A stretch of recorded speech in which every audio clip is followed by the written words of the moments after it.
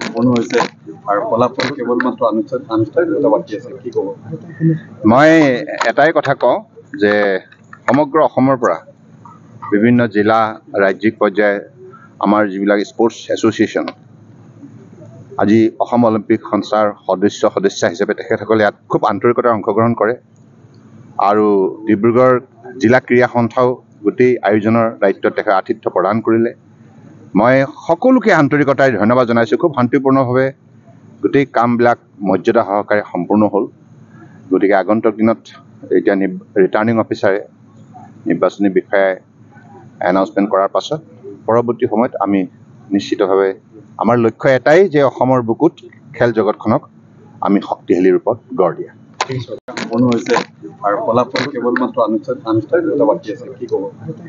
মই এটাই কথা কওঁ যে সমগ্ৰ অসমৰ পৰা বিভিন্ন জিলা ৰাজ্যিক পৰ্যায়ে আমাৰ যিবিলাক স্পৰ্টছ এছ'চিয়েশ্যন আজি অসম অলিম্পিক সংস্থাৰ সদস্যা হিচাপে তেখেতসকলে ইয়াত খুব আন্তৰিকতাৰে অংশগ্ৰহণ কৰে আৰু ডিব্ৰুগড় জিলা ক্ৰীড়া সন্থাও গোটেই আয়োজনৰ দায়িত্বত তেখেত আতিথ্য প্ৰদান কৰিলে।